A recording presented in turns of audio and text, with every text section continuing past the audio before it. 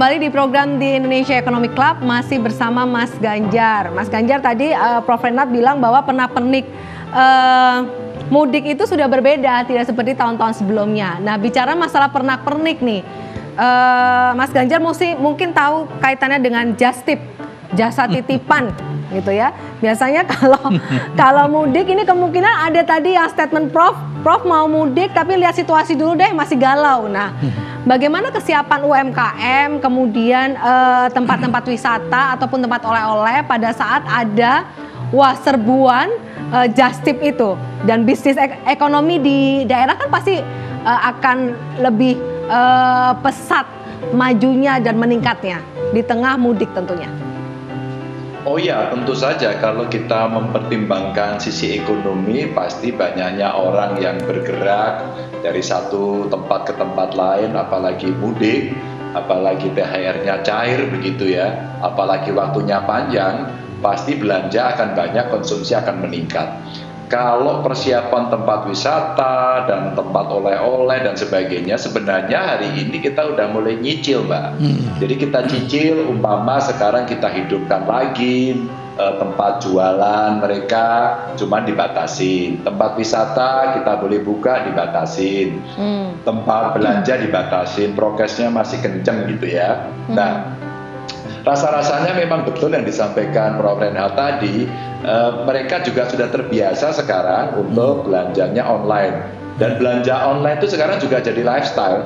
Di kampung pun sekarang orang sudah bicara, belanjanya apa? Online katanya gitu. Kalau ngomongin online tuh katanya udah gaya gitu ya kan. Dan sudah terbiasa mereka cari-cari kemana-mana. Dan pernah ada riset yang kita terima saat itu, orang kita paling suka kalau belanja itu lewat marketplace itu dicek satu persatu. Dan rata-rata tidak seketika beli, tapi banding-bandingin harga dulu. Nah, ini perilaku konsumennya seperti itu. Maka kita sebenarnya sudah menyiapkan. Sampai dengan hari ini, beberapa tempat wisata sudah kita buka. Dan protokol kesehatannya tetap ketat dan kita jaga.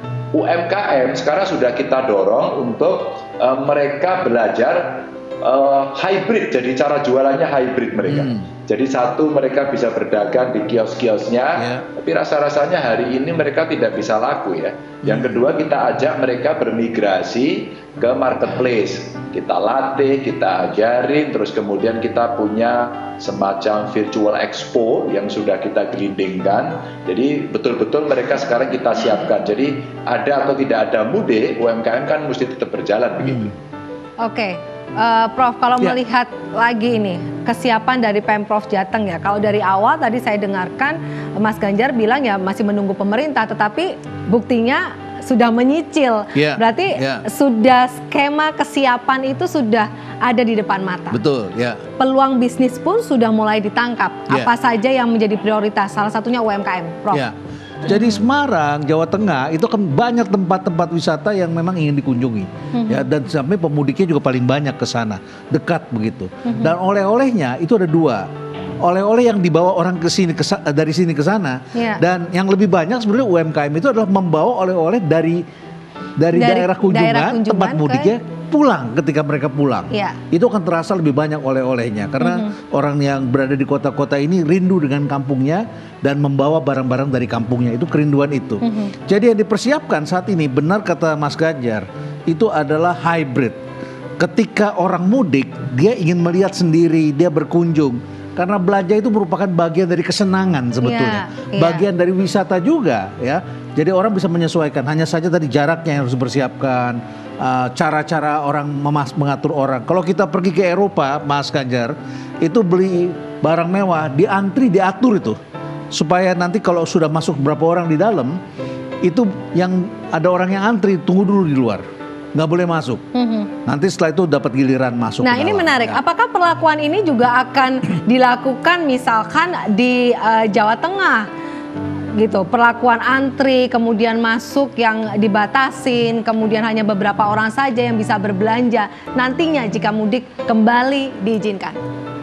Mas Ganjar, karena kan Jawa Tengah kan ini pernah jadi tempat yang terpapar tertinggi kalau saya tidak salah.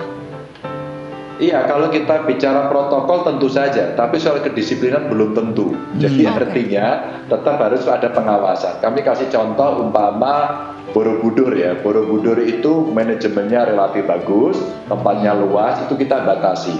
Sampai dengan hari ini tertibnya bagus.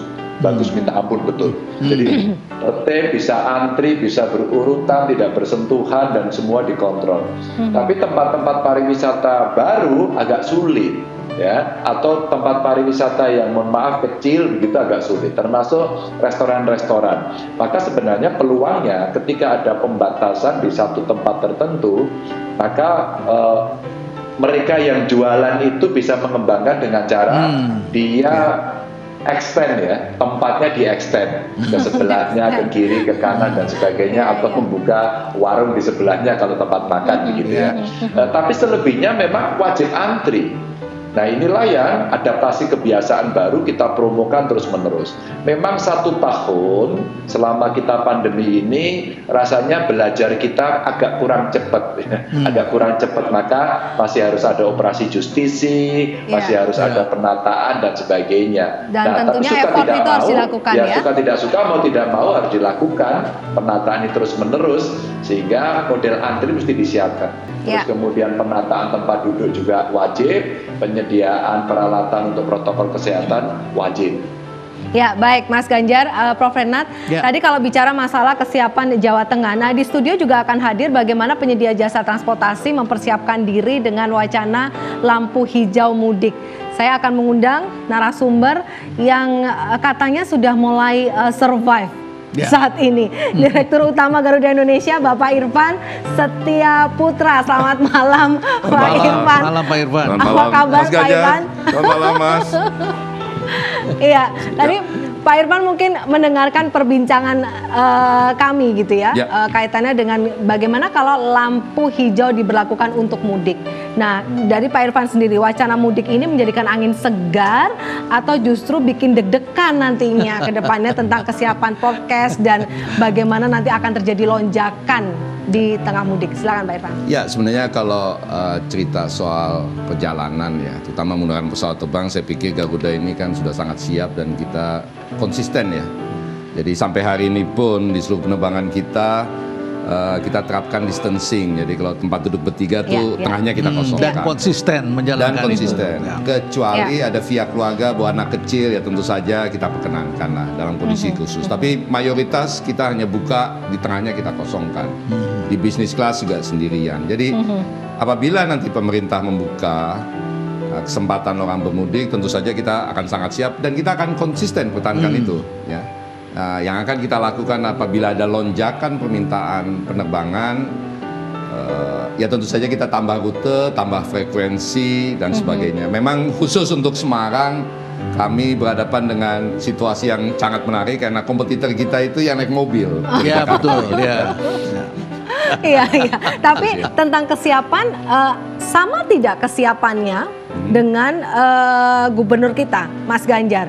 Kalau Mas Ganjar bilang, oke, saya belum mendapatkan lampu hijau dari pemerintah, tapi saya sudah mulai nyicil. Nah, Garuda sendiri apakah sudah mulai nyicil? Nanti kita bahas di segmen berikutnya, Pak Irfan. Pemirsa, di Indonesia Economic Club akan segera kembali, Pak Ganjar Pranowo dan Pak Irfan.